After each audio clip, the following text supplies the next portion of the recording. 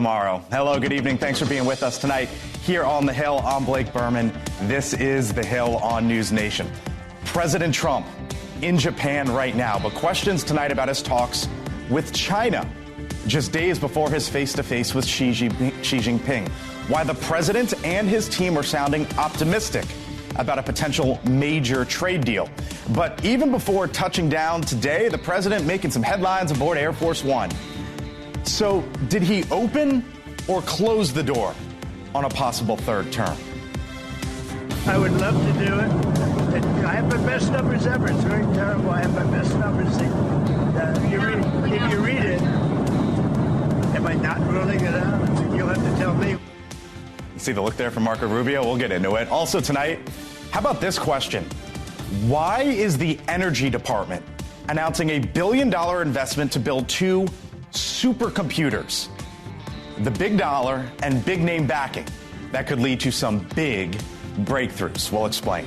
But first tonight, here from The Hill, big numbers in the Big Apple.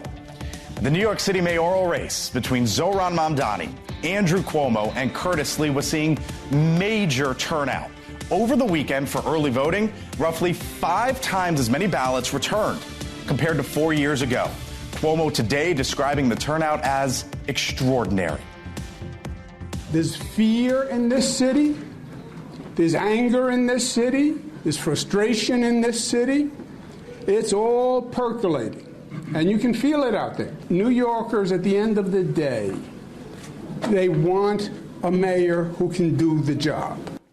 But the scene last night before thousands involving another candidate, Zohran Mamdani, taking the stage in Queens alongside Senator Bernie Sanders, Congresswoman Alexandria Ocasio-Cortez, all three using the rally to send a message to Donald Trump and the Republican Party. Donald Trump's billionaire donors think that they have the money to buy this election. We have a movement of the masses. Because in 9 short days, we will work our hearts out to elect Zohran Kwame Mamdani as the next mayor of the great city of New York. And up on Capitol Hill, top Republicans are seizing on the House Democratic leader Hakeem Jeffries, his endorsement of Mamdani, claiming it shows that democratic socialism, which is what Zohran Mamdani says he is, he says he's a democratic socialist, they say that is now the face of the Democratic Party. The House Democrats have chosen a side. They were forced to by that far left that they're so terrified of, and they've shown the world what they really believe. There is no longer a place for centrists and moderates in their party. Elon Musk also weighing in today, writing this on his platform: Zohran is the future of the Democratic Party. And then there's Curtis Lee. He's the Republican in the race. When he ran 4 years ago, he lost with about 28% of the vote. According to our partners over at Decision Desk HQ, right now, his polling average is nearly half that, at about 15%. Sliwa says he is not going anywhere.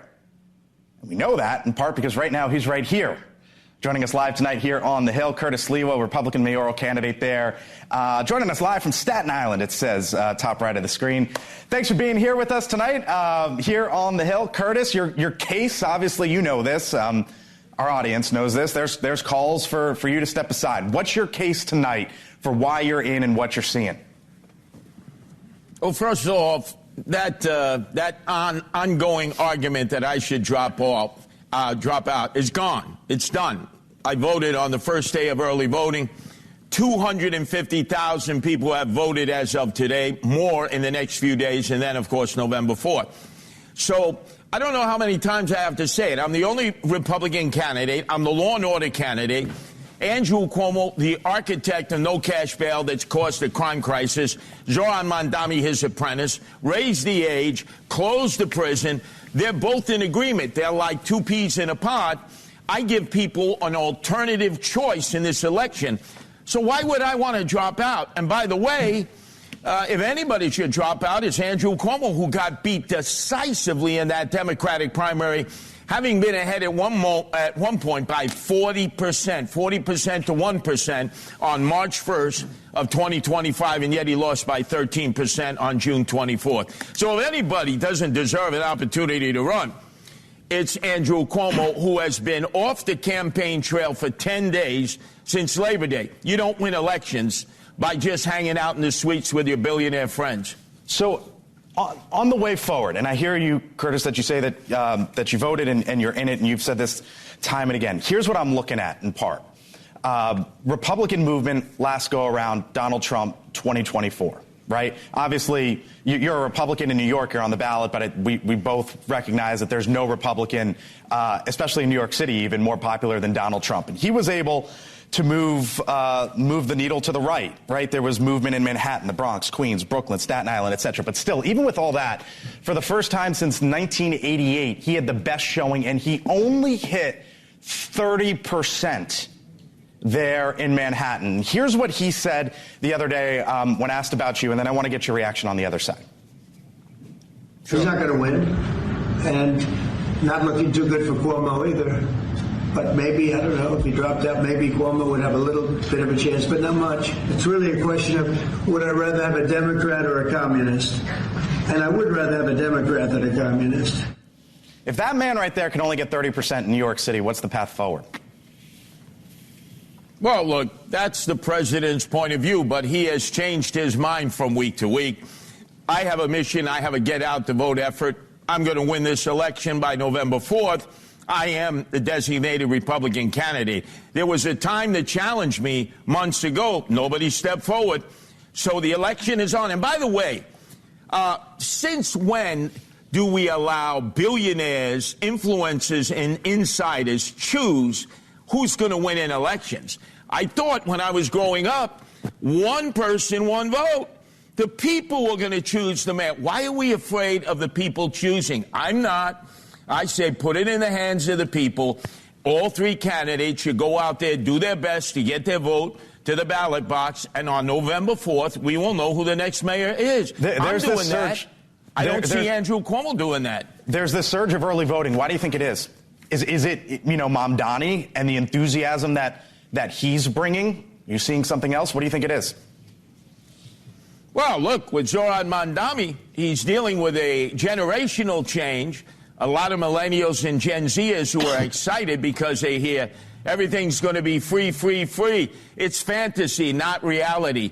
And I'm trying to ground everybody in common sense. You see, Zohran knows he's going to bump chests with Donald Trump, and he's not going to win. You can't bump chests with the president, no matter who they are, and win. We expect a lot of federal dollars to subsidize our social service programs. So if you go to war against Donald Trump, the people of New York City lose. I've taken an alternative position.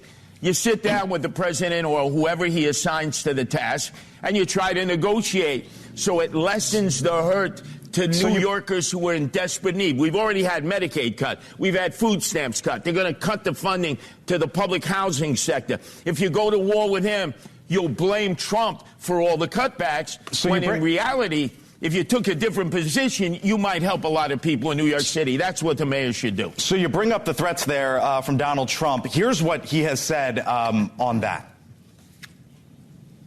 The funding for New York and for every place comes through the White House. And I'm very generous. And I was always very generous with New York, even when you had opposition there, but I was always very generous. But I wouldn't be generous to a communist, a guy that's going to take the money and throw it out the window.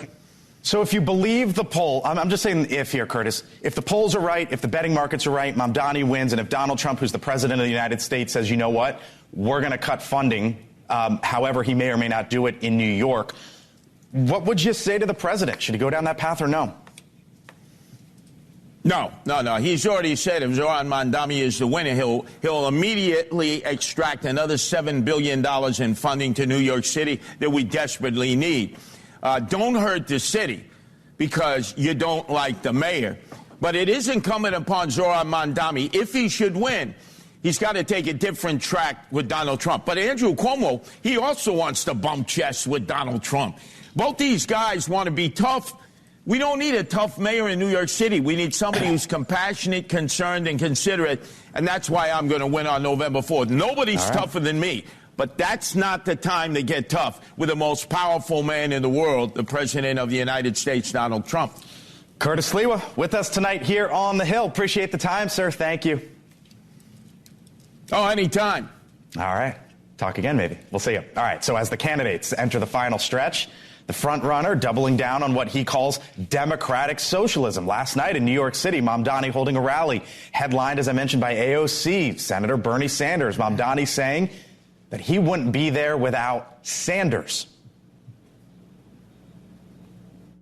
I stand before you tonight only because the senator dared to stand alone for so long. I speak the language of democratic socialism only because he spoke it first. With me now, NewsNation political contributor Chris Hahn and former New York Republican Congresswoman Nan Hayworth. Nan, it is so good to see you. It's been a while. Thanks for being with us tonight here on the Hill. If you don't mind, I'm going to start with Chris because I don't know anyone who knows Curtis Sliwa better than Chris Hahn, his old radio buddy. What'd you hear there, Hahn? Look, I mean, I know the man. The man is fighting. He's a fighter. He's not going to get out. I don't really see the reason for him to get out at this point because they've already started voting in New York City. And at this point in time, he's on the ballot. He can't get off the ballot.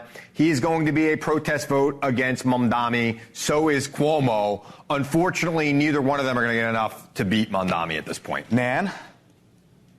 Well, Chris does know New York well. His position makes sense. A lot of folks have said that this is a turnout election. Folks have thought that perhaps the 500,000 votes may be the ceiling for Zoran Mamdani, although clearly enthusiasm among his base is exceedingly high. If, however, there is an enormous turnout, then there is a possibility that one of his two competitors, I think statistically Cuomo is more likely, might just exceed him by a plurality in a first past the post election, which is what this is. All right, and then let's go broader here for a second, because at the rally last night, I mentioned Representative Ocasio-Cortez, Senator Sanders, Kathy Hochul, the Democratic governor, was there as well, and she had a moment before the crowd. I want to play for our audience here on NewsNation, or those listening to us on SiriusXM, what happened when she got up to the microphone. Because they started chanting, "Tax the rich." And you'll hear how she dealt with it last night and her explanation today. Watch. Well, we need something. Here's what we need. Oh, you're fired up. You're fired up. I thought they were saying, "Let's go Bills." I wasn't sure. When you're up there, I heard some noise. I heard a lot of cheers. Oh, Hahn, that's brutal. They did have a good game. The Bills they did have a big win yesterday. Let's be very clear. I mean, Josh Allen did very well for my fantasy. I guess it gets to the point of, is that the awkwardness for Democrats, like to get up there and have a big crowd say tax the rich, and then it's, oh, I thought I heard let's go Bills. Kathy Hochul is a moderate, middle-of-the-road Democrat from Western New York who is, in her 60s. Mamdani is a 30-year-old, very liberal guy from Queens. He's a incredible political athlete. I don't think people are giving him credit for that. And I think that you're going to see a guy there who's going to govern kind of a little different than he's campaigning. But he's campaigning, in my opinion, exactly the same way Donald Trump did. It's tough for her. She had to support him, or she would have been vulnerable to her left flank in a primary next year. Dan, I'll give you the last word here. Well, if Kathy Hochul wants to survive, however, in a general election in the state of New York, there's a lot of red in New York State. Like every other state, it got a little redder in the last election. So she is going to have to moderate him on taxes. And if she does, she will do a Mayor Mamdani a favor by keeping his tax base more intact than it would be if he were allowed to raise taxes in the way he'd like to. Nan Hayworth, former Congresswoman there in New York. Great to see you, Nan. Chris Hahn back with us later in the show. Thank you all. Thank you. Appreciate it. Still to come, other side of the break. We talk a lot about artificial intelligence, right? But how about this question? Why does the government need to build supercomputers? They made that announcement today. Mick Mulvaney going to help explain this whole idea of government supercomputers on the other side. Also, President Trump gets ready to meet the Chinese leader this week. Can they work together to avoid a trade war? What we're hearing in Asia, we are live, and a live look at the White House, the grand prize in 2028. What the president is saying now about the possibility of running as a vice president. The answer you'd expect. Thank you for being with us tonight. I'm Blake Berman, back on the other side. 4 minutes.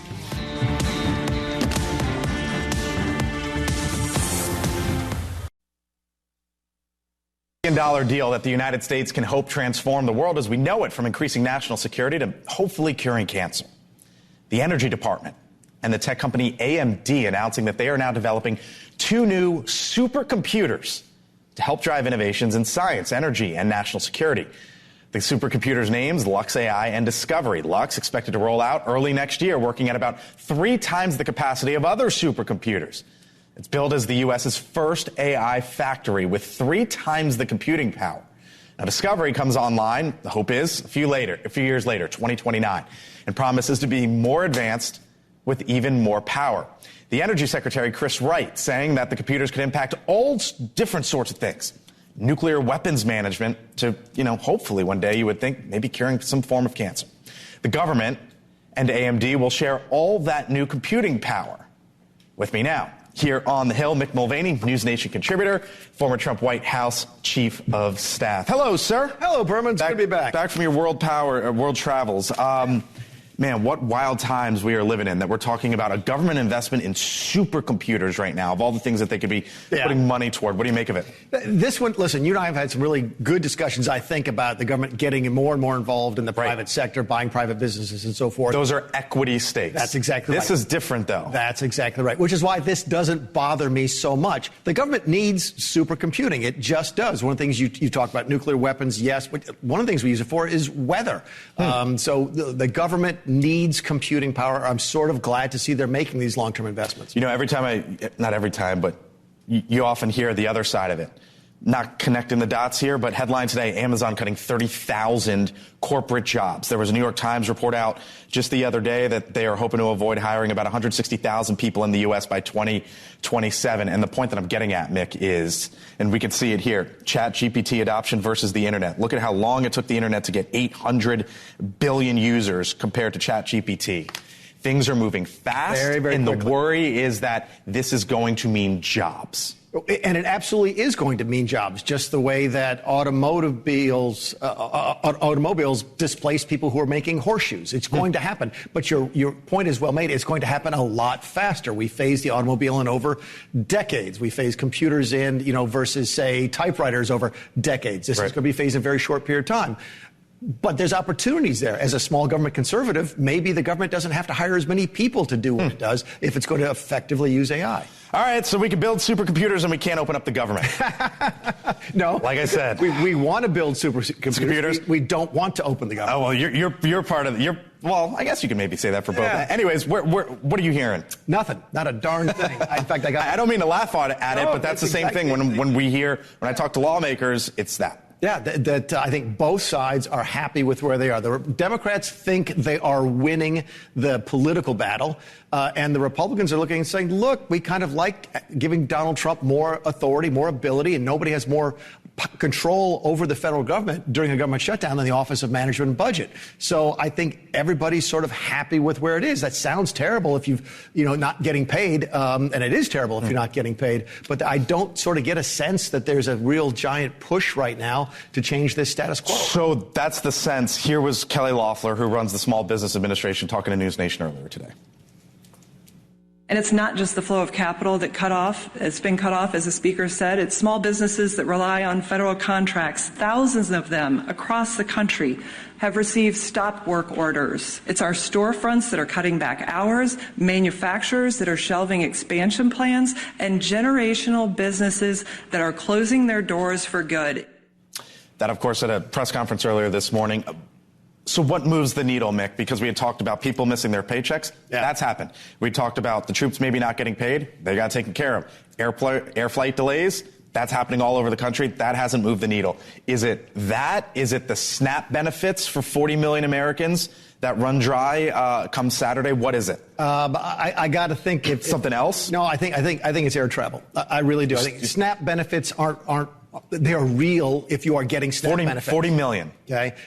I'm just not sure that it's going to have enough of an impact politically. When people want to go visit grandma at Thanksgiving and can't because there's no air traffic controllers, I think that will provide some pressure. Look, I think both parties would be happier if the government were open. I think the Democrats and Republicans, for a variety of reasons, would like to see business get back to usual. I just don't see the momentum right now towards moving in that direction. It may be the air traffic controllers that change that. And the supercomputers can't figure this one out either. Supercomputers are not going to do this one. Catch you later in the show, Mick Mulvaney. I'll be here. Thank you, sir. Still to come. Other side of the break. President Trump in Asia right now, one of his biggest trips yet. Mulvaney was just there. Can the president strike a trade deal with China? There's a lot of optimistic words, comments coming out from both the president and the Chinese, but will this get done? And Gavin Newsom, did you hear what he said over the weekend? The sun rises in the east, sets in the west, and Gavin Newsom said it. We'll show it to you when we return.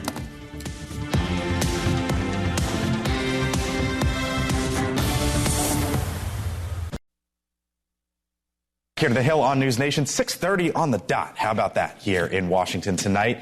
It's a cross-Pacific sprint for the president, who is now traveling from Malaysia to Japan earlier today for the second leg of his 5-day Asia trip.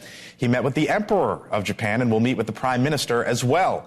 It comes after several meetings with heads of state in the region, but all eyes are on Thursday, really Wednesday night-ish here into Thursday, where the president is expected to meet with the Chinese leader Xi Jinping.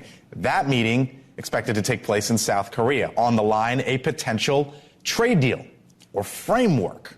We'll see. The Treasury Secretary, Scott Bessent, signaling over the weekend that a framework, as it's described, is in place for Trump and Xi to consider.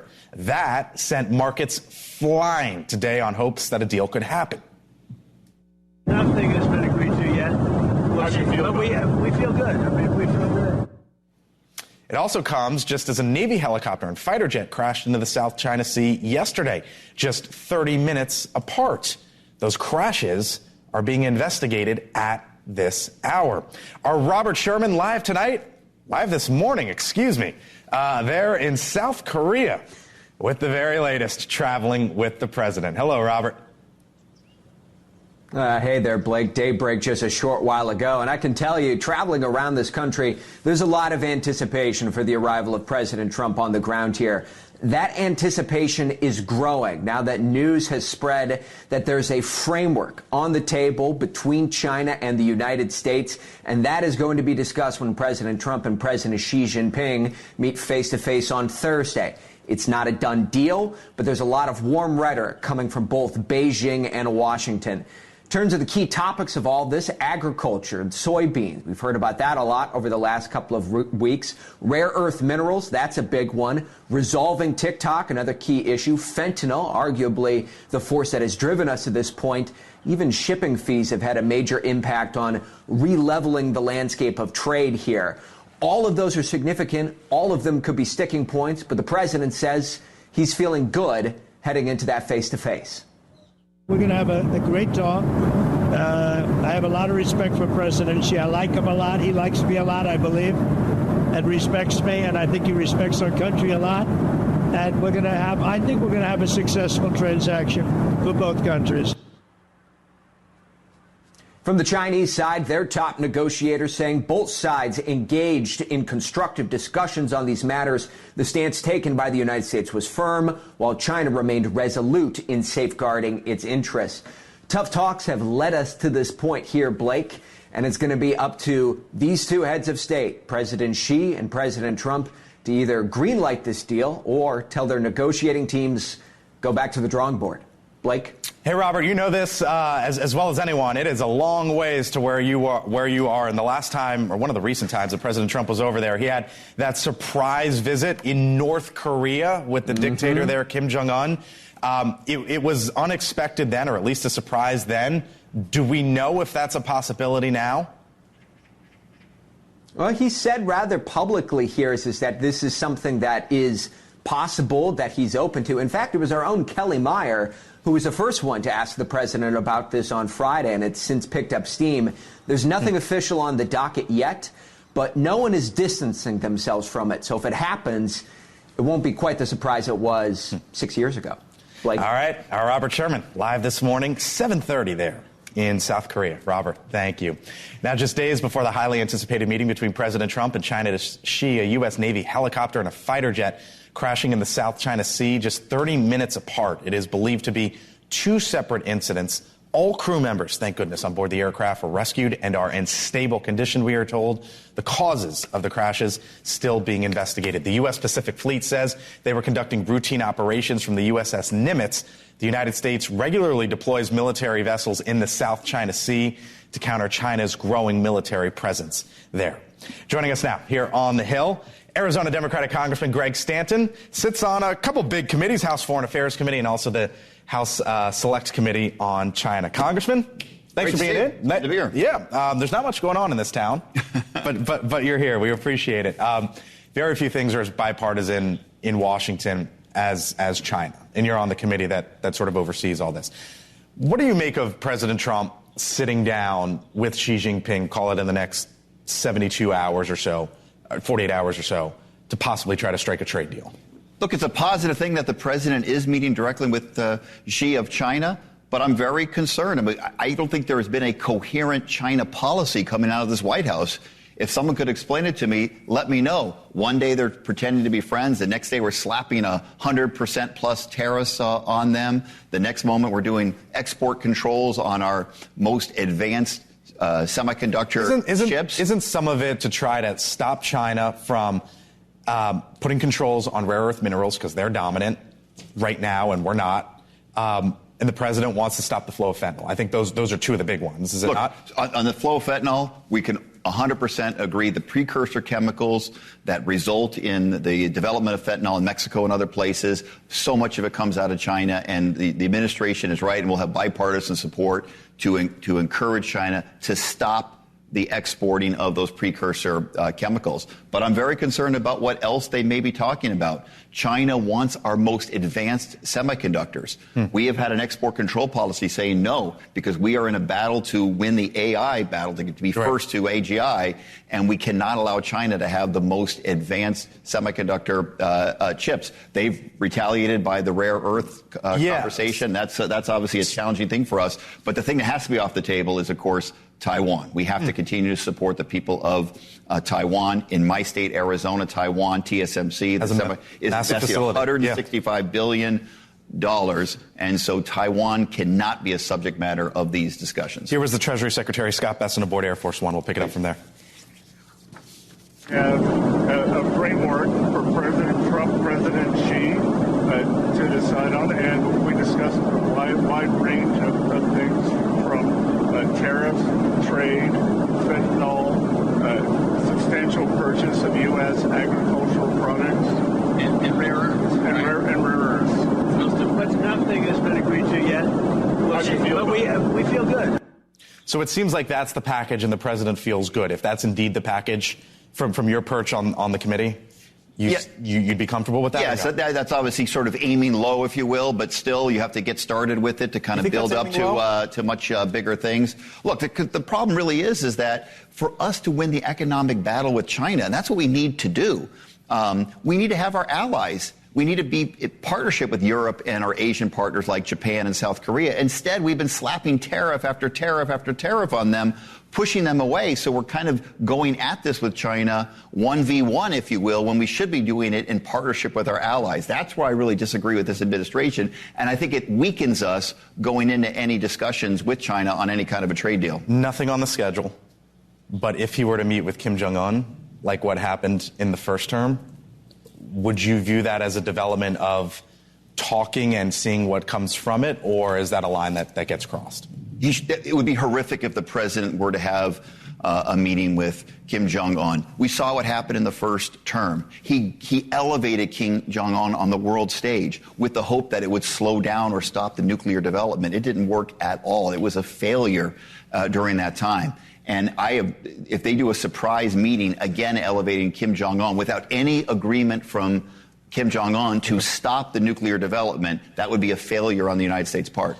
You're here in town. The first thing that I said, so let me leave you with this. I know what Democrats are fighting for, right? You want to see an extension of the Obamacare subsidies. We know it, we get it. We know Republicans are saying pass the clean spending bill and then we'll talk, right? So let's separate all that.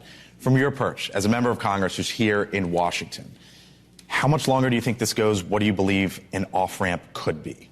Well, look, I'm not negotiating on television of course with you. Not. I'm just, but we should be having conversation. We should be having negotiation. The Republicans have chosen to skip town for 6 weeks in a row.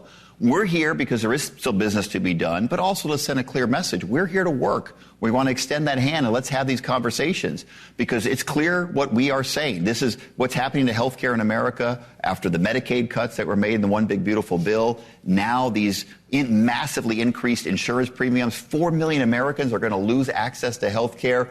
It's important that we fight for this. But we're willing to have conversations, but there's no one to have conversation with. The Republicans have chosen to stay away from Washington. We could still be working on other bills. We could still be doing informal conversations. That would help a lot. And unfortunately, it's not happening right now. Greg Stanton, Democrat from Arizona. Thank you so much. Thanks for coming in tonight. Appreciate it.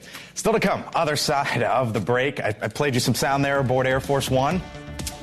Then there was this. I would love to do it. I have my best numbers ever. It's very terrible. I have my best numbers. That, the president, when asked about a possible third term. Might he run for vice president to try to get around the Constitution? What he had to say and what Gavin Newsom said over the weekend on the other side of the aisle. Stay with us.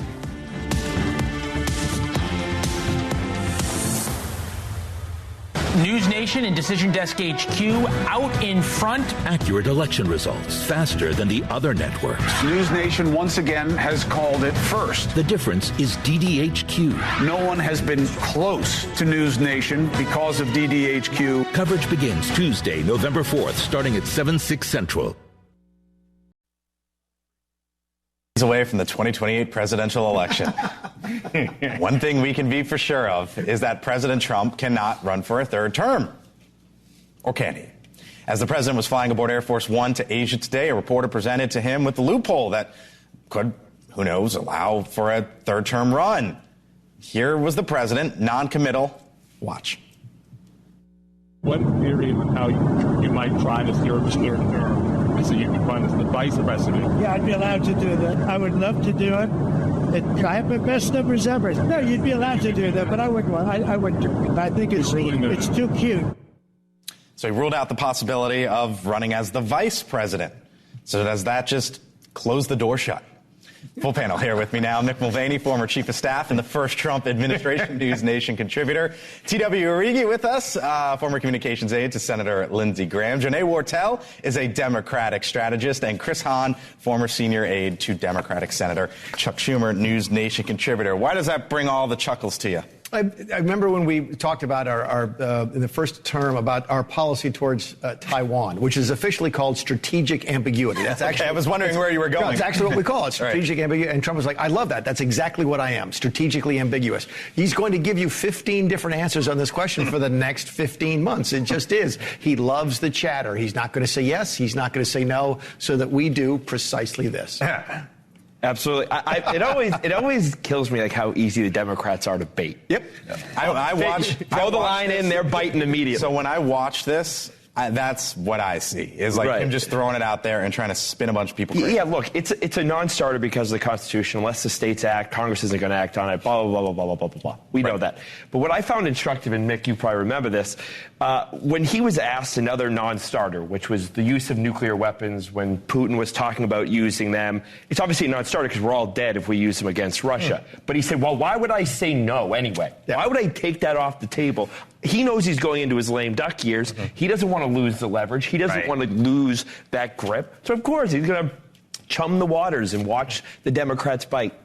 The interesting thing was to see Marco Rubio's face. In the oh, my gosh, in the background there? Great. What'd you hear there? I mean, this is not just a nothing burger. This is not just like a clickbait headline. We're talking about a president who denied that he lost the 2020 election. So when you're talking about democracy, when you're talking about free and fair elections, and then you have a guy who's teasing about whether he'll run for another term, I think that raises a number of red flags, rightfully so.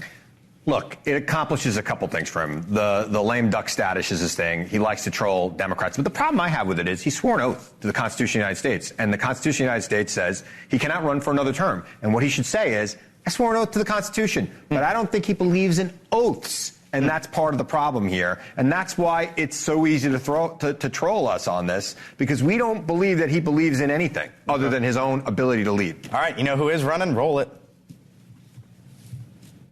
Is it fair to say, after the 2026 midterms, you're going to give it serious thought? Yeah, I'd be lying otherwise. I'd just be lying, and I can't do that. The sun rises in the east, and Gavin Newsom is running out west. Like everybody knows it, and that's the furthest he's gone. I mean, is this a question we even have to ask right now? He's running for president. Right. The internet, the social media stuff he's been doing, I think has been good. I think it's been very good. And it's gotten him to a point where, look, you asked me in January who was going to be our nominee for president in 4 years. I didn't have a real answer, but he wasn't on my list. He's at the top of the list. Yeah, betting odds put it at 37% right now, 3x more than AOC in second. He's taking the fight to Donald Trump, and I think that's what Democrats and that's what everyday Americans want to see. They want to see someone who's going to challenge Donald Trump, who's not going to just take it laying down. And I think that that's what Gavin Newsom is demonstrating, and I think that's why he's been able to rally so much support. The social media work that he's done has been great. He's been trolling the president, getting under his skin, and I think that's why he's the perfect candidate for 2028. They love it. I do appreciate Gavin Newsom talking to people who aren't just liberals, whether it was Charlie Kirk and others. I think he's very wise in that. But look, there is so much time. Oh, yeah. Between now and the presidential 100%. election. Donald Trump mentioned Marco Rubio and J.D. Vance. We don't know what their relationship will be like with the president in 2 years, never mind. Or 2 weeks. 6 months, Yeah, exactly. 2 weeks. But I think the Democrats, the same thing. You're seeing people percolate all the time, but we didn't even know about before. Barack Obama, obviously, 100%. is case in point to that. So it's a long way to go. Pump the brakes. Gavin Newsom, I feel bad if he does lose the primary. Mondami in New York. I did not know who he was in January. I'll He's give going to be you mayor. I love the way he started that conversation with it. I'm not going to lie. I think that's a new move for Gavin. That's the analysis? That's it. So he's going to run. We all know he's going to run. He was forthright. So is Kamala Harris. Which come on. That's, we didn't get to that. Actually, you know what? Roll it real quick. Just roll it. No. No, we don't have it. I'm starting a super PAC. I'm going to raise money for Kamala Harris for president in 2028. She was asked, I thought it was a fairly standard question, but she basically said her political future is still open. Anyways, we're going to bring you back other side of the break. You guys will stick around. Hope you will. The shutdown, one of the other big stories here in Washington. What is the off-ramp and what they are all hearing when we return?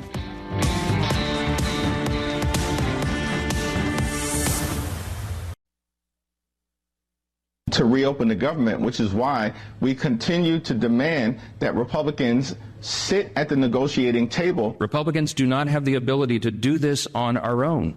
It's a simple math problem. We need Democrats to help. Day 27 of the second longest government shutdown in modern history. Both parties seemingly not moving at all. But even today, how about this headline? Look at that from The Hill. The largest union representing federal workers is now calling for this to end. So could that be enough to bring an end to the stalemate? Especially consider this, that when you think about Democrats, they back unions. And the union is saying, enough. Panel back with me. Janae, is it going to be that moves it? Is it going to be the SNAP benefits for 40 million Americans come Saturday that go away that moves it? Something else? What? Well, what's clear is we're all sick of this shutdown, and I think that's evidenced by this call for the unions to say, let's do something. But you saw that audio from Speaker Johnson. This is one of the first times that he has publicly said, let's negotiate, let's discuss this. But the negotiating points here when it comes to health care, SNAP benefits, those are the sticking points. And so it remains to be seen, even with this call from the unions, whether this is actually going to move things. You just said SNAP is a sticking point. Is that a new sticking point? Because I didn't hear about SNAP. Well, in the big, beautiful bill, you see essentially all of that aid was cut. And so we're coming back to this conversation now where these are still things that Republicans are refusing to negotiate on. So these calls from the unions are really important. This is an important constituency. But you see the challenge here with them not being willing to negotiate. When Speaker Johnson says they can't do it on their own, that is correct. Votes from the opposition party are not free. You got to sit down and you got to negotiate. I don't care that you're calling it a clean CR. if you want their votes and they want something from you, that's how this works. You used to work for Chuck Schumer. What gets him to say, this is it? I think a real good faith negotiation where there is some give and take. Oh, you think it's that? I think you got to have a negotiation. I don't think you could just have. You're just going to get the Democratic votes for nothing. I don't think they can go back to their base right now and say we got nothing out of this. Okay. You've got to give them something, and it has to be something, I believe, around health care. You used to work for Donald Trump.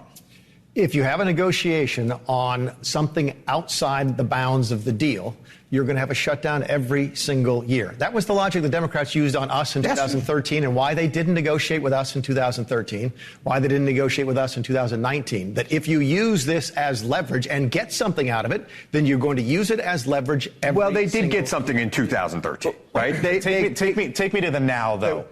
He took me inside Schumer's mind. Take me inside Trump's. This will eventually there will be a clean CR. Clean CRs always win. There might be some side deals about future negotiations. You're right. You'll get something, but it won't be inside the bounds of this bill, and it will happen. Last word here.